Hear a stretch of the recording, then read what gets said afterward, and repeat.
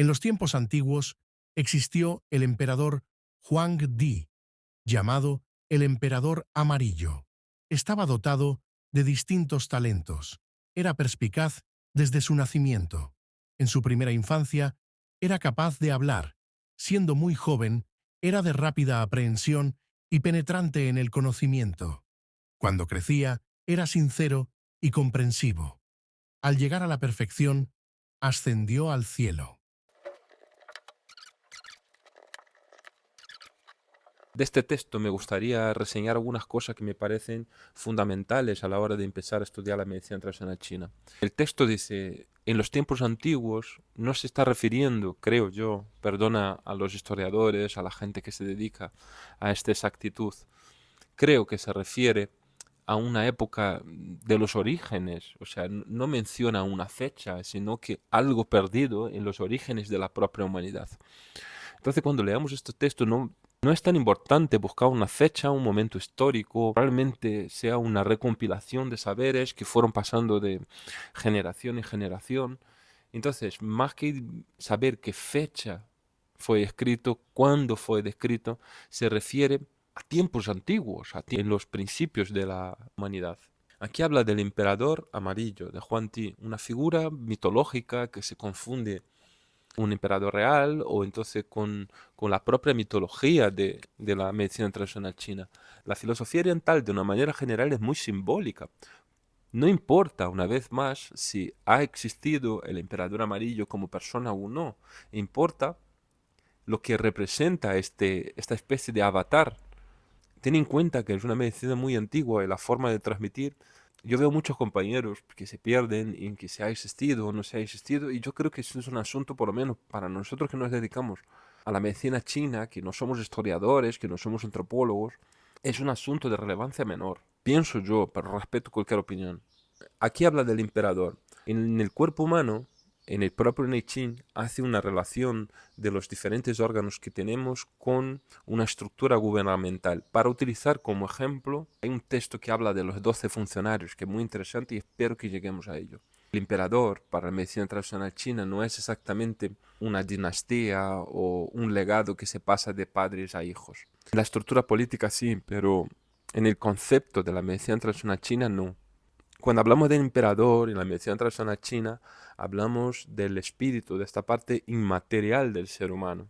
Hace referencia a este gobernante, a esta guía que representa el corazón, el espíritu, y algunas escuelas van a llamar de Ling, y otras escuelas van a llamar de Shen, pero no importa. Habla del emperador. Habla que este emperador amarillo estaba dotado de distintos talentos, con lo cual quiere decir que todos los seres humanos tienen unos talentos innatos, unas habilidades aprendidas y unos talentos que son innatos, unas virtudes innatas del ser humano. Cada ser humano tiene una virtud y esta virtud tiene como finalidad ponerse a disposición de su entorno, relacionarse con su entorno. La perspicacia. Aquí habla que el emperador, y ahora vamos a empezar a entender en nuestra estructura corpórea como nuestro propio corazón, nace con esta habilidad de la perspicacia, esta inteligencia, esta viveza, esta capacidad de observar su entorno, ingeniarlo, esta curiosidad que tiene el niño, ¿no? Cuando tú ves al niño, el niño está atento a todas las cosas, demuestra interés por todas las cosas, siempre está tratando de buscar una solución. Habla de esta naturaleza nuestra de muy pronto relacionarnos con nuestro entorno, con este asombro, con esta capacidad de ingenio, de visión, de inteligencia. También habla que desde muy temprana edad tenía una capacidad de hablar. Para la medicina tradicional china, la palabra, el verbo, es la expresión del propio corazón. Sobre todo en la escuela Nechin, habla mucho de la palabra sincera, esta palabra que viene sentida, no esta palabra que viene cubierta de estrategias, de mentiras. Habla de esta capacidad que tiene el corazón de hablar, de comunicar, de expresarse, de brindar sus virtudes. El texto habla que desde muy joven era de rápida comprensión, lo que hace referencia a esta perspicacia, que era capaz no solo de percibir su entorno, de estar bajo la influencia de este entorno, sino de comprender, de absorber, desde su entorno con una habilidad increíble. Desde muy joven tenía rápida comprensión y era penetrante en el conocimiento. Yo entiendo que aquí nuestro espíritu, por hacer una analogía a nuestra economía energética, habla que nosotros por naturaleza venimos con una capacidad innata de la curiosidad, de conocer, de explorar. Esta es la verdadera naturaleza del corazón, del espíritu, de esta parte inmaterial del ser humano.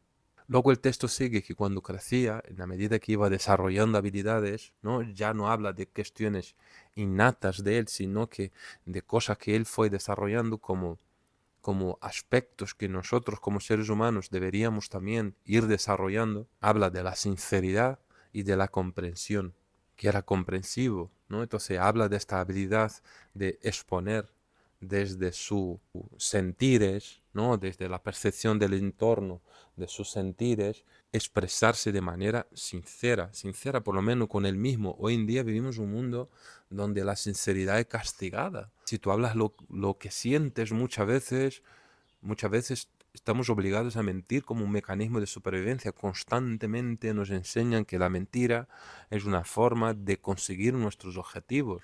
Y aquí habla que la verdadera naturaleza de este emperador, que está en mí, que está en ti, que está en todas las partes, es esta capacidad. Deberíamos cultivar, por lo menos en alguna esfera, esta sinceridad, ni que sea con nosotros mismos. Y en la medida de lo que se puede, pues compartir esta sinceridad con nuestro entorno. Y la comprensión, yo creo que la comprensión viene de esta capacidad de ponerse en el lugar del otro, de esta capacidad de percibir el entorno y comprender lo que pasa, aunque yo no esté de acuerdo, aunque aquella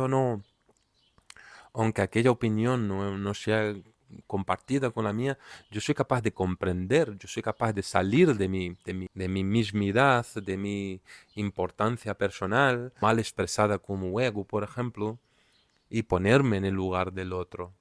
Yo siempre uso una frase que hay cosas que explican pero no justifican. Y esta, a veces si tú te pones en el lugar del otro, tú eres capaz de comprender por lo menos por qué tiene una determinada actitud. Aquí termina con un paso que habla que cuando alcanzó la perfección, ascendió al cielo.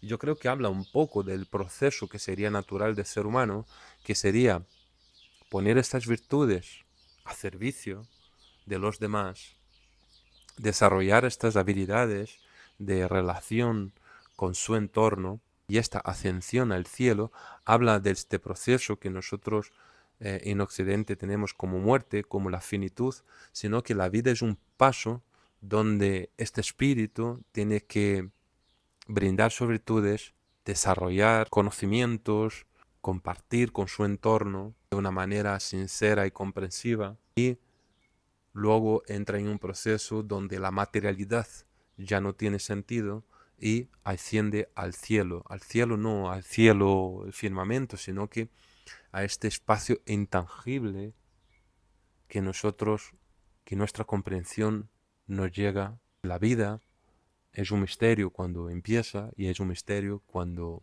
termina.